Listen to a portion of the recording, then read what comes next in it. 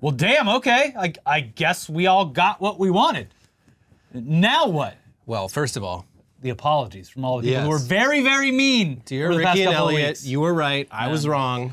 Thank you. We're all going to learn to be as pragmatic as possible for the next 3.5 months by coconut pilling ourselves into temporarily forgetting any of Kamala Harris's faults, because democracy is actually still on the line. Yeah. We'll get to the latest on the Kamala campaign and why the vibes are generally pretty great right now. But first things first, we have to dive into the decision that led us to this point, and that is Joe Biden choosing to end his campaign for the presidency and then fully endorsing his VP, Kamala Harris, as the nominee for the Democratic Party this election year. Which, first of all, thank you so much, sir, Mr. President, for not doing this while I was editing Weekly Weird News this week. Oh, yeah. It was just not too far after. Just one day later. But that would have been the most the funniest timing, of course. Yeah. So yeah, there is much work to be done in order to fully solidify all of this. But let's start with the letter that President Biden sent out on Sunday morning, which, in an added twist of hilarity, it absolutely ruined Wolf Blitzer's relaxing day off, where he was enjoying a nice, refreshing cocktail named after himself, the Wolf Spritzer, before ultimately getting what we assume is a frantic phone call from his bosses. Gotta get back into work, Wolf. And yeah, he got back to work so he could cover our country's endless supply of unprecedented times. You don't understand, I'm enjoying the Wolf Spritzer. Put the Wolf Spritzer in the fridge, Wolf. Yeah. But this was truly a major moment in U.S. political history, and it's the first time that a sitting president has withdrawn from the race since Lyndon Baines Johnson over 50 years ago.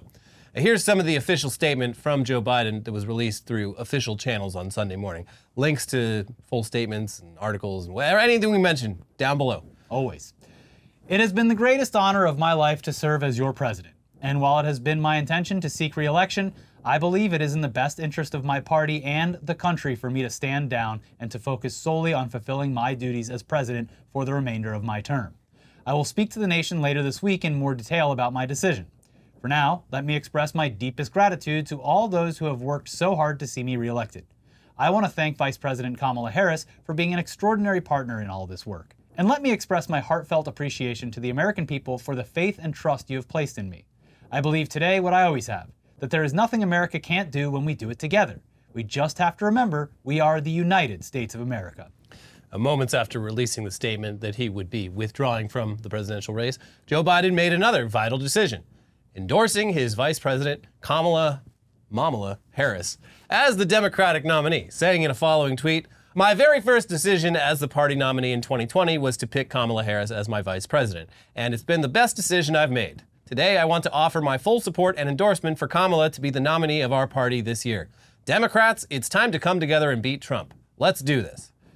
Biden is expected to address the nation soon, but he's already spoken to staff over the phone as of Monday, and according to Axios reporting, had the following to say: "I know yesterday's news was surprising and hard for you to hear, but it was the right thing to do," Biden said. Biden thanked his campaign team and acknowledged how hard they have worked to help him remain in the White House, but added, "I think we made the right decision in leaving the race. The name has changed at the top of the ticket, but the mission hasn't changed at all," Biden said, drawing cheers from the crowd. The president said he will be working like hell to pass legislation and hit the campaign trail with Harris. So, okay, what was going on in the final hours that led Biden to finally make the right decision? I mean, because this has been a long time coming, and a lot of people, including some of his closest allies, have been privately and sometimes publicly begging him to step aside. Yeah. And as of Friday, as of Saturday morning, He was still saying, yeah, I'm the guy. all in. Everyone shut up. Well, first of all, of course, he did get COVID, which, aside from further putting his health at risk, allowed him some time to soak in the reality that has been playing out over the past few weeks and come to terms with the reasons why even his closest allies were suggesting that he drop out. Yeah, it's weird. Most people, when you get COVID, you get that horrible brain fog symptom where you can't think clearly at all. But with Joe Biden, weirdly, the opposite. It was the first time he started thinking clearly. He's like, wait, yeah, it is ridiculous that I'm running for president. What am I doing? I should drop out. You mean I could be relaxing like this all the time? Yeah. Politico has some reporting from people close to the president and wrote the following in an article published Sunday evening. Early Saturday, Biden told senior aides it was full steam ahead for the campaign. But by later that evening, he had changed his mind following a long discussion with his two closest aides. Steve Ricchetti, who's been with Biden since his days in the Senate, drove to see the president at his house on the Delaware Shore on Friday. Mike Donilon arrived on Saturday. The two men, both of whom had been by Biden's side during key decisions about whether to seek the presidency in 2016 and 2020, sat at a distance from the president, still testing positive for COVID, and presented damning new information in a meeting that would hasten the end of Biden's political career. In addition to presenting new concerns from lawmakers and updates on a fundraising operation that had slowed considerably, they carried the campaign's own polls, which came back this week and showed his path to victory in November was gone, according to 5 people familiar with the matter, who, like others interviewed for this article, were granted anonymity to discuss private conversations. Biden asked several questions during the exchange. It wasn't that the president had grown tired of the drip of defections from within his own party, although he had. Rather, it was that Biden himself was finally convinced of what so many other Democrats had come to believe since his poor debate performance last month. He couldn't win. Going even further, it turns out that Nancy Pelosi was working very diligently behind the scenes to correct... Her work is measured in centuries. Yeah, correct the course for the 2024 election. First presenting Biden with the tough realities that his campaign was facing, and then just consistently turning up the pressure until it became clear that she was going to join other prominent Democrats by publicly calling for him to step down. Nasty Nancy. And it was gonna get nasty. Apparently that was going to happen this week. It was going to be a lot of people going public this week. From the reporting, senior Biden aides were bracing for former House Speaker Nancy Pelosi, who'd worked behind the scenes to encourage others in the party toward the kind of collective action that might finally push the president to end his campaign, to go public this week and possibly even disclose Democratic polling clarifying Biden's dire political straits. Quote, Nancy made clear that they could do this the easy way or the hard way, said one Democrat familiar with private conversations who was granted anonymity to speak candidly. She gave them 3 weeks of the easy way. It was about to be the hard way. Yeah, and it's easy to forget, but Nancy Pelosi, Italian. Oh, okay. There you go. Yeah. So yeah, Biden, he's out. Kamala is in. And how is she being received so far? Well, kids, we can enthusiastically report that we haven't felt a vibe shift like this since the 2008 election, when millennials like us were young and dumb and still had hope and still wanted change and hadn't been completely dragged through the harsh realities of life just yet. Yeah, it's this bizarre feeling called optimism that we haven't felt in quite some time. And yeah, I mean, Kamala, she got her problems. Yeah. Every politician does. She got plenty of them. And we live in California, so it does hit close to home in a lot of ways. There are policy positions that we are not going to agree with or endorse in any way. But we are actually impressed that Democrats were able to do something right for once. Convince an elderly person to step down from their role so that we aren't collectively doomed. And to be fair, all the positives that came from the Biden presidency, like the country's economic recovery post-pandemic, record jobs numbers, a massive infrastructure bill, regulating massive companies like Ticketmaster and Airbnb, and funding the IRS efforts to go after wealthy tax cheats, those are already tied to her campaign. Yeah, she was part of the administration. A lot of stuff in the positives column, a lot of stuff in the negatives column. But we're not going to focus on that because we've got an election to win. Also, did you see Biden, he posted that shit, and most of his staff, that's how they found out about it on Twitter.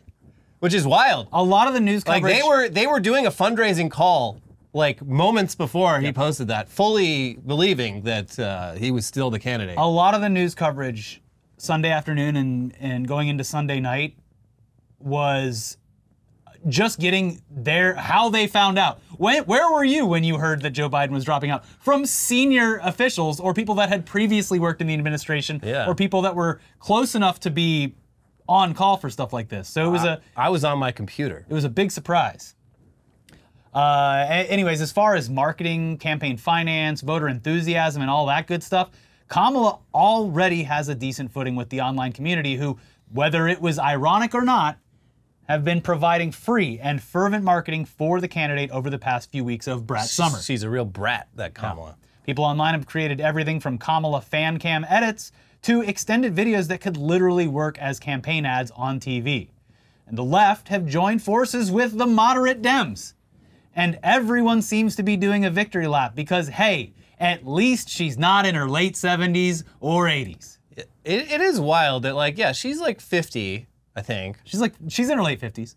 Late 50s? I believe so. Well, anyway, she's 30 years younger than Joe Biden. Yes.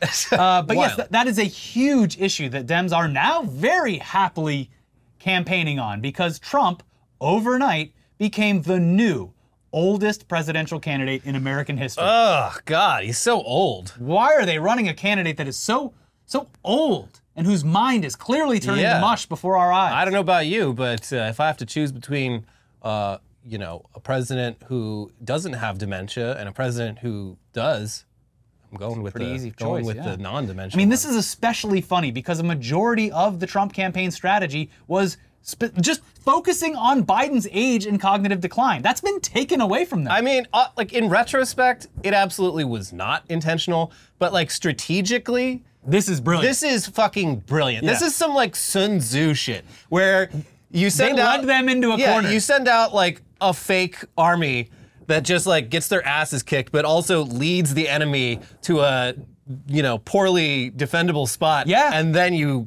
finish them off. We pointed out later on, but the original edit of the coconut tree speech was done by RNC Research. They're like, look at this crazy lady. None of us would have known about the coconut tree if RNC Research hadn't been like, hey, look at this, isn't this funny? Yeah, and it's like, yes, first of all, it is funny. Yes, it is. But also, pretty endearing. She's kind of got a point too. Yeah. She's kind of describing historical materialism. It's so funny because we talked about this when it came out. It's like, yeah, this is a funny video. We talked about it a couple of months ago where it was coming back up in the news feeds, and I was like, look, yes, it is a funny retelling of a story, but also, if you listen to it, it actually makes sense. Same with the unburdened quote. And she's personable. Like that laugh of hers is a bit, it's a little weird, but like, sure. You know, she's got I don't know, maybe we're just blinded by the fact that we've spent the last like 3-4 years with a extremely old man as president. Yeah, and people who can make words sound good. And it's like, wow, this is music to my ears. Just a normal fucking human being. Yeah, but the Trump campaign, again, was focusing entirely on, you can't vote for Biden, he's too old, he has cognitive decline. Now the exact opposite has happened, and citizens are left to wonder, why the hell would Republicans accept an elderly candidate who's clearly showing signs of cognitive decline? The choice is clear, folks. With more on Kamala's noticeable effect on the youth vote, here's The Atlantic. She has always had a digital fandom. During her 2020 primary campaign, her online fans, known as the K-Hive, gained a reputation both for their ability to drum up enthusiasm for the candidate across different platforms, and for being overly aggressive, sometimes harassing other posters. Also, side note, K-Hive, I mean, they're on board now, but from what I could tell, up until the moment that he announced he was stepping down, K-Hive was very much against Joe Biden stepping down, which I felt was a little odd. Yeah, it was. And some of them, even after he did, were saying like, oh, Kamala's a terrible nominee. It's like, what do you people want? Anyway, back to the article.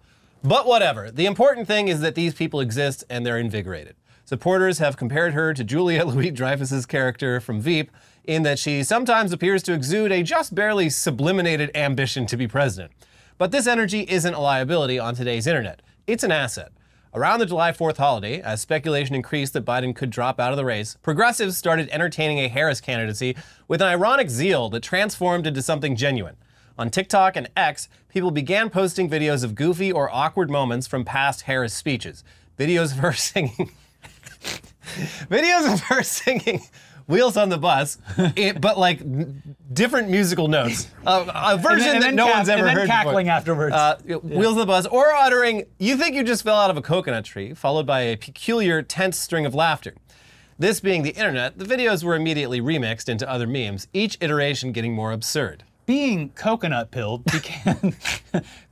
See, it's fun, everyone. We're all having fun. Being coconut pilled became a winking shorthand for people who were coming around to the idea of Harris as a commanding nominee. As the Washington Post's Taylor Lorenz wrote recently, a lot of the ironic Harris support was coming from leftists who'd previously supported Bernie Sanders' campaign. Just as important, the enthusiasm around the ridiculous Harris memes gave the impression of an odd but genuine bit of grassroots support for a viable Trump challenger, something that younger supporters may have felt was lacking in Biden's online campaign.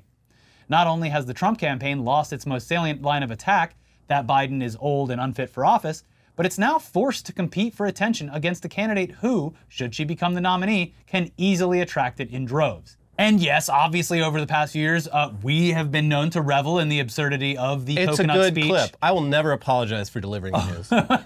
Or the wheels on the bus, or being unburdened by what has been. All bangers. But people seem to genuinely love it, and a lot of the attacks from the right over the past few days have just completely failed to land. Yeah, they put everything in the Joe Biden basket. That basket is floating away down the river. Bye-bye. They got nothing. Yeah. And yeah, so we're going to get into some of the reactions from conservatives in a little bit.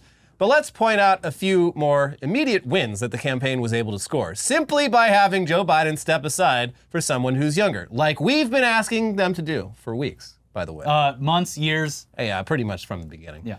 And yeah, someone who can easily go toe-to-toe with the likes of Donald Trump, unlike Joe Biden, as we all saw at that horrible debate that kicked this whole thing off.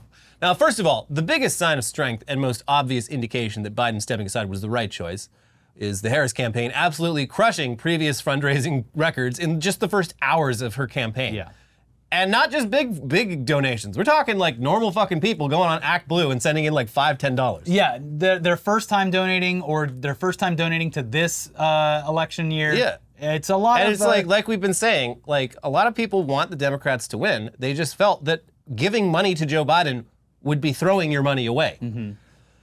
So yeah, just because the conservative tears taste so sweet, here's one of the first campaign funding announcements straight from Fox News. Breaking right now, Vice President Harris's campaign, which just began today, has announced a whopping $81 million fundraising haul since she entered the race. That is the largest 24-hour total of any candidate in U.S. history. Yeah. And with more of the details about this record-breaking sum, here's the New York Times. Her campaign said that 888,000 donors had contributed in her first day, 60% of whom were making their first contribution of the 2024 contest. The campaign signed up 43,000 of those donors to make recurring donations, it said. Harris also gained the endorsement of countless labor unions in the past 24 hours, in addition to a key endorsement from Charlie XCX herself, Wow. who declared that Kamala is a brat, leading to... Not Kamala is a brat, Elliot. Kamala is brat. Okay, I've not heard this song yet. You're not bumping that? I don't even know what Charlie XCX looks like. Oh, okay. She's British. Oh, well, then. I listen to it while I run. It's a great beat. It's a very consistent beat to run through. It's a great beat. Yeah. I'm a big fan of music. Plus, it gives me something to talk I'll about listen with to all my anything friends. with a good beat. Yeah. Anyway, yeah, so she got the coveted Charlie XCX endorsement, which led to an absolutely bizarre scene on CNN where Jake Tapper and guests try to explain what this means to their aging viewers and also me, the aging viewer. Kamala Harris appears to be leaning into this. The singer Charlie XCX tweeted last night, "Kamala is brat." And this is in reference to her album. It's called Brat. Kamala has branded her Kamala HQ Twitter page with the same aesthetic of the album. That's another Gen Z word, aesthetic. Chartreuse is the color, and Kamala Harris has adopted that for whatever social media page that is. But I have brought some notes because I knew you would want a definition. Okay, here we go. Charlie XCX, who I do know, quote, brat, "You're just that girl who is a little messy and likes to party and maybe says some dumb things sometimes," end quote. So it's the idea that we're all kind of brat and Vice President Harris is brat? I don't... And look, she's already out there making the case for herself, using full, actual words and a convincing argument. Yeah. Pushing back against falsehoods put forth by the opposing party and seemingly enjoying herself in the process. Yeah, it's just so nice to watch someone work and not feel that sense of just like, dread? Oh God. Yeah. Are they gonna drop dead in front of my eyes right this moment? Yeah. She's eloquent. She's enthusiastic. She can talk. Yeah, the joke has been made many, many times, but yeah, watching Biden recently, it's been like it's like when you go to someone's house and their 15-year-old dog is there, and you're just like, It's almost time, isn't it? Yeah, that can't be enjoyable for them. We should put that dog to work. Make sure it's working 24 hours a day. We should put that dog on a farm doing work. Anyways, here's a short clip of one of her first public appearances since being endorsed by Joe Biden. As Attorney General of California, I took on one of our country's largest for-profit colleges and put it out of business. Donald Trump ran a for-profit college, Trump University, that was forced to pay $25 million to the students it scammed. During the foreclosure crisis, I took on the big Wall Street banks and won $20 billion for California families, holding those banks accountable for fraud. Donald Trump was just found guilty of 34 counts of fraud. It is this team here that is going to help in this November to elect a majority of members of the United States Congress who agree the government should not be telling a woman what to do with her body. So yeah, look, we're coconut pilled. Guilty. Good enough. Jump on board, as we were saying last week. Yeah. That is good enough. We know she's not perfect. We know that there is plenty of work to be done, but she is the best chance that we have to do the funniest thing possible.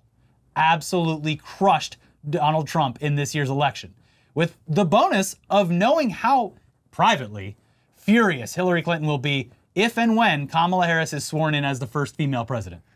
Yeah, that is a nice thing, and very funny. Like the Clintons, they were like some of the last people. It was like Friday or Saturday where they came out. They're like, listen, by the way, so many of you have been asking us, the Clintons, but we think Joe Biden should stay in, and that was probably the sign. He was like, oh fuck. Those losers. That and the Aaron time Sorkin, to go. The Aaron Sorkin Oh my God! op-ed. Oh Jesus! I forgot because that happened like 2 hours before Biden stepped down. But like, Yeah. Aaron Sorkin, creator of The West Wing and The Newsroom, and yeah, known for his dialogues and his walk and talks. Yeah, he penned a op-ed in the New York Times, I believe, where he made the case that the Democrats should replace Joe Biden with Mitt Romney. Ah, Mittens. The man who tied his dog to the roof of the car, the family car. Which, like, my reaction to that, I've always been annoyed by Aaron Sorkin, and if you know anything about like how things work in DC, basically everyone under 40 who has worked for a Democratic administration grew up fucking binging The West Wing. They got it all on DVD. They're watching that shit every night. They worship that shit, and it's so funny that like the man responsible for the show that they love, the show that inspired them to get into politics, had the dumbest political take I've seen in a very long time. Nominate Mitt Romney? Are you fucking serious? Like, even in your fan fiction about how this goes down, like the Democrats are just total fucking losers, bending over backwards to appease a right wing that will never respect them. I love that they proved that wrong immediately. Yeah. But now we do have plenty of reactions from conservatives, which so far consists of their complete lack of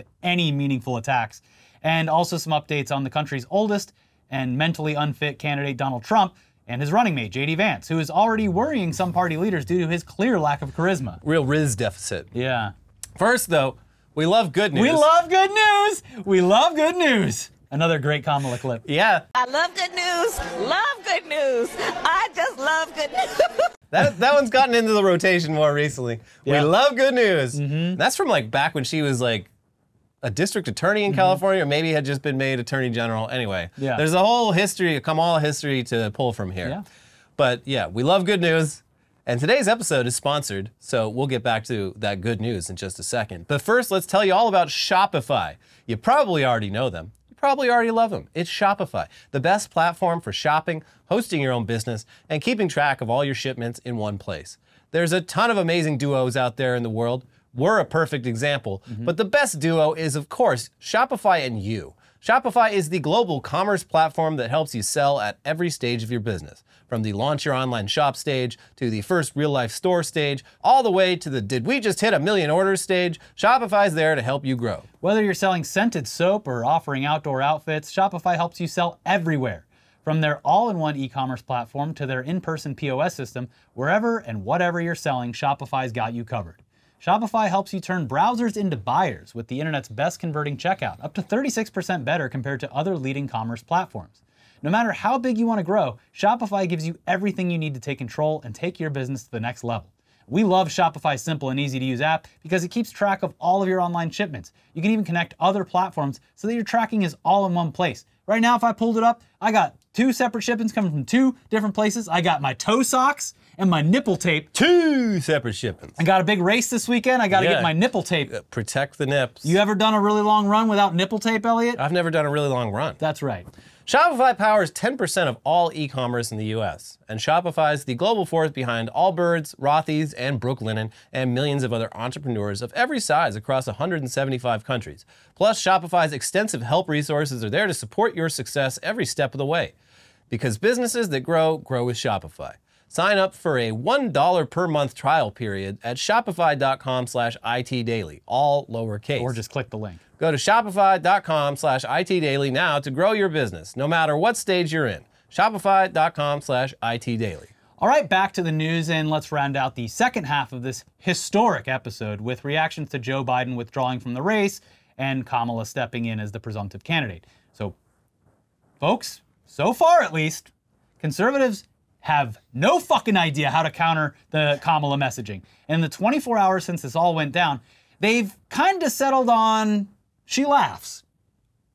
There's that. It gets worse though. Oh, it gets much worse. But yeah, the laugh seems to be like the first kind of like test. They're putting out videos like, hey, isn't this weird? Isn't she crazy? Yeah, oh, she's so cringe. Here's Trump the day before Kamala was endorsed by Joe Biden. From the moment we take back the White House from crooked Joe Biden and Kamala, I call her Laughing Kamala. You ever watch her laugh? She's crazy. You know, you can tell a lot by a laugh. No, she's crazy. She's nuts. She's not as crazy as Nancy Pelosi, crazy Nancy. And here's the infamous Libs of TikTok account posting a video compilation of Kamala laughing and adding, they want this woman to be president. Yeah, laughing is very unpresidential. It's one of those defining moments because at this point, your average voter, even a Kamala hater, would look at that video and say, what? A joyful person who laughs is bad? Yes, a king should never be seen laughing. It's bad to laugh? It's bad to smile too. You should never smile. Kanye was right. Clearly these people haven't seen happiness in so long that it has become foreign to them. And they obviously instinctively hate anything foreign, so I guess the response makes sense. Yeah. Yeah. You got him. Smiling makes me uncomfortable because I am angry all the time. Smiling is what an animal does when it's upset. But yeah, even the original edited clip of the coconut tree video, that came from an Oppo account called RNC Research in May of 2023. And as Matt Binder pointed out, it's extremely funny that the Kamala Harris viral coconut tree speech, which has basically endeared her to a broad swath of the online electorate, was originally discovered by the RNC Research account last year and cut as a video to attack her with. Nice try. Conservatives have also decided to attempt another failed birther argument, stating that Kamala is ineligible to serve as president because she is not a natural-born citizen of the United States of America, despite the fact that she is a natural-born citizen of the U.S. and was born in California. That worked out really great last time. Do it again. So... Now, one of the tweets that we saw trying to kickstart another birther movement quoted John Eastman for their sources on constitutionality, and it should be noted that John Eastman was indicted and disbarred for attempting to overturn the results of the 2020 election. Another argument is that she is simply too attractive to serve as president, with many conservatives bizarrely latching onto the fact that, oh, my stars, she dated celebrity host Montel Williams. I mean, she did, and yeah, that's crazy. Someone dating a celebrity. Can you imagine if this was like a man and he was notorious for seducing models, sometimes while married to... Or was the celebrity himself? Yeah, that's crazy. So nice try. And we're not sure it's going to really play well for them because, yeah, Montel Williams, he's already gone to bat for his ex, fighting the likes of Cat Turd and Laura Loomer on Twitter in order to defend Kamala's honor, which is also very funny. Here's just a few tweets that he sent on Monday, starting with, "Who is Cat Turd?" Continues, "The cat seems to have gotten Cat Turd 2's tongue, and all he can muster up is a few emoji. I pray he finds sobriety and some peace. I heard he once ran over his dog while drunk driving." Jesus Christ, Montel. Which, yeah, I forgot about that, but he did. He then went after Laura Loomer for accusations that Kamala was his side piece when she posted a picture of the couple, among other unsavory language, basically saying she slept her way to the top. They're jumping on that one too, which, like, yeah, women love it when you accuse women who are successful of only being in that position. Especially when your party is already openly hostile towards women. Yeah. Like, they're doing self-inflicting damage at a scale rarely seen. And yeah, conservative women, of course, will latch onto that. But like the electorate that the like 10% of this country that will swing this election they're politically incomprehensible, but generally, other than that, normal. So we'll see how that plays with them. But Loomer said, here she is dating Montel Williams in 2001, who appears to be holding hands with more than one woman. And of course, the other woman was his daughter. Montel responded, like I said, I really hope you get the help you need. Be well. Loomered. But that is just one aspect of the right's reaction to the Kamala ticket. It does get much, much worse, and also very racist and sexist, because of course it does. Here's Rolling Stone with more on these unfortunate but predictable reactions. In just the past day, Harris has been targeted by resurgent birthers who claim she's not a natural-born citizen, and by Trumpy Bible thumpers who claim she's a biblical Jezebel, a reference to a temptress who misled the faithful to idolatry and sexual depravity. GOP Representative Tim Burchett of Tennessee said that 100% she was a DEI hire, insisting of Biden's choice of Harris. They're just talking about DEI with the hard R lately. Absolutely. That is, it has replaced woke. You're calling her the N-word. Yes. That's what you're trying to say, but without doing it. It's like, I mean, there was maybe there was never truly, they always meant it this way, but at least for a while there was some plausible deniability. But yeah, anytime someone describes anyone as a DEI hire at this point, they're almost 100% of the time, they wish they could just say the fucking N-word. They love it because it's technically an inoffensive slogan that has deeper meaning to it, but also it's like, you know, we really want to say the N-word. Yeah. But we can't, and also it doesn't encompass other minorities and women. Whereas DEI does that perfectly. Yeah. They get everything with that. But anyways, yeah, he said 100% she was a DEI hire, and said, when you go down that route, you get mediocrity. Republicans we wouldn't want that. began tripping over themselves to promote racist tropes about Harris as soon as Biden withdrew. Trump White House veteran Kellyanne Conway blasted Harris on Fox News as lazy, doesn't work hard, and inarticulate. She does not speak well. Cool.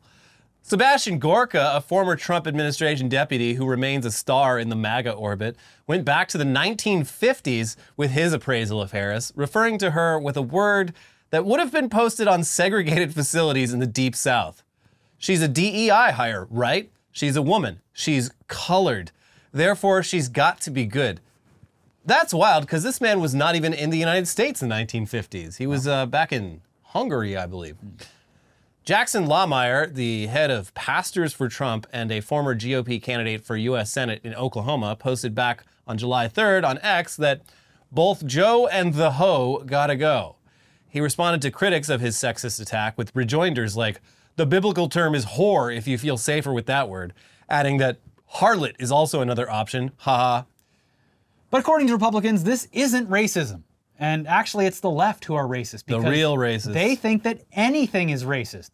And that's the type of thinking that provided us with this wonderful gem from Trump's VP pick, J.D. Vance, on Monday, where he was clearly workshopping some material that absolutely failed to land, and also continued to show the country what a freak he really is. Weird little freak. Democrats say that it is racist to believe, well, they say it's racist to do anything. I had a Diet Mountain Dew yesterday, and one today. I'm sure they're going to call that racist too, but it's good. I love you guys. And we just have to share the best response to J.D. Vance and his Diet Mountain Dew from Dan Sheehan. Diet Mountain Dew is such a cursed beverage. Mountain Dew is a carbonated bacchanal, a celebration of excess and mankind's hubris. To try and enjoy it at no caloric cost to oneself incurs a karmic debt. It is weird. I don't think I've ever seen anyone drink a Diet Mountain Dew. It's bizarre. That's two different things you're trying to do at once. So yeah, incredible. But getting back to J.D. Vance and his campaign for vice president, just watch just any of the footage of J.D. Vance speaking at recent events. And folks, it's clear. The man is completely lacking in the Riz department. This man has no Riz. No Riz. Rizless. He's also way out of his league and is a total phony who hated Trump's guts when it was politically and monetarily advantageous for him to do so. Now he has reversed course for the exact same reasons. He's incredibly intertwined with Peter Thiel, who is financially backing the Trump ticket, along with Elon and a bunch of other freaks from the tech space. Just the worst people you know all agree. J.D. Vance is their guy. Also, did you see Elon Musk on Jordan Peterson this week? I figured you were going to talk about it on Tech News Day, but yeah, he is it's very clear where this all started from. Yeah, he says some like really fucked up shit about his own child. His own child. Yeah, I mean, really just, I feel bad for Elon's daughter, but at the same time, hearing him just come out and say it like this, probably pretty validating, because it's like, now you see why I don't want anything to do with this man. Yeah. Why I legally changed my last name. Yeah. Because I don't want to be associated with him. He talks about his trans kid literally as if the kid is dead. Yeah. But it's fucking weird, and it really, this is where it all started, I think. As far as the rest of the tech weirdos go, they are they are extremely wealthy, and they want policies that help to grow that wealth, and that it's as simple as that. Yeah. Anyway, that's why you're seeing all the weird tech bros changing their profile pictures to like deep red icons with glowing eyes. They're forming an alliance and are donating millions upon millions of dollars directly to the Trump campaign through a political action committee called America PAC, which is the one that Elon personally committed $45 million a month to. So, listen, you're not voting for Kamala Harris. You're not voting for Joe Biden. You're voting against Elon Musk. If you need an excuse here, just think about how sad Elon Musk and Mark Andreessen and Peter Thiel and all these fucking ghouls will be if the tens of millions of dollars they donate to Donald Trump is all for nothing. Also, it'll make Donald Trump extremely mad. Yeah. It'll make all the worst people in the world really sad and mad. Yeah. Which is entertaining in itself. It's like when Joe Biden won the first time, the streets of LA were flooded. It was a party out on the streets, and not a single person out there was like, hell yeah, Joe Biden. No. They were happy that Trump We were lost. not under a Trump presidency. Yeah. And that's the thing, is guy. like, I know a lot of people are going to have problems with Kamala. Very valid. But we got to be pragmatic about this. It is quite clear what the better choice is for humanity in general. One of these two people is going to be president. Yeah. Also, just to throw this in here to remind everyone of what is actually on the line and further proof that Republicans have already thrown out the whole unity playbook in favor of their old standards. Here's Senator from Ohio, George Lang, already advocating for a new civil war if Donald Trump loses. Fight! We got time, come on! Donald Trump and Butler County's J.D. Vance are the last chance to save our country politically. I'm afraid if we lose this one, it's going to take a civil war to save the country, and it will be saved. Cool. As for Donald Trump himself, well, he seems to be doing a little bit of workshopping on his own. He has spent much of the past 24 hours attempting to latch on to something about Harris that'll work for his base, or at least something that isn't just pure unfiltered racism or sexism. There's plenty of that as well, though. But here's some of his official statements from the past day or so. So, we are forced to spend time and money on fighting crooked Joe Biden. He polls badly after having a terrible debate and quits the race. Now we have to start all over again. Shouldn't the Republican Party be reimbursed for fraud in that everyone around Joe, including his doctors and the fake news media, know he wasn't capable of running for or being president? Just asking. Wow. Just watching the fake news, and they're doing their very best to turn the worst president in the history of our country into a brilliant and heroic leader. He was heroic because he quit. He's not wrong. And to turn dumb as a rock Kamala Harris from a totally failed and insignificant vice president into a future great president. No, it just doesn't work that way. What is a failed vice president? What does that mean? mean? No idea. I guess he has the first one. It's Mike Pence. Because he failed to do exactly what Trump wanted him to do. But that's just like, I mean, I feel like in comparison to Mike Pence, Kamala's been a pretty solid VP. Yeah. She didn't almost get killed by fans of the president. But then there's this one where a pro-Trump account goes after the newly redesigned Kamala HQ account, saying the following. This account is living unburdened by what has been. And the response to this is very telling. This user said, drop the usage of that phrase now. They're going to spin that into marketing for her campaign. They've been creating TikTok videos of her saying that over Charlie XCX songs, and Gen Z loves it. Yeah, no, like, I would assume that one of the factors with Biden was the fact that, especially over the last couple days, we've seen big names in Republican politics very openly be like, no. You can't drop out. No, you can't drop out. Mm-hmm. That'd be the worst thing. We'd be so fucked if he dropped out. Yeah. Please don't let him do that. So yeah, that's where we're at. Unburdened, living in the context. Mm-hmm. We will have more for you this week, but historic times indeed. Also, right before we started filming, we saw that Pop Crave, the only reputable name in news, that's right, announced that Kamala is now officially the party's presumptive nominee after winning enough support from delegates. There you go. It is funny that all this talk is like, oh, it's going to be chaos. Oh, the Democratic Party is going to implode. And most incredible fundraising in 24 hours. Yeah. All the unions are getting behind her. All of the Democrats are getting behind her. Less than 2 days, we've got this shit sorted. We got the delegates behind her. I mean, it's historic. It's iconic. The vibes are immaculate. Base is energized. It's not perfect, but it's good enough. Let's go. Yeah, we'll take it. Yeah. Sure. Fine. We're all going to be bumping that. Bumping what? That. Brat? Yeah. The Brat album. Okay. Did you learn the dance?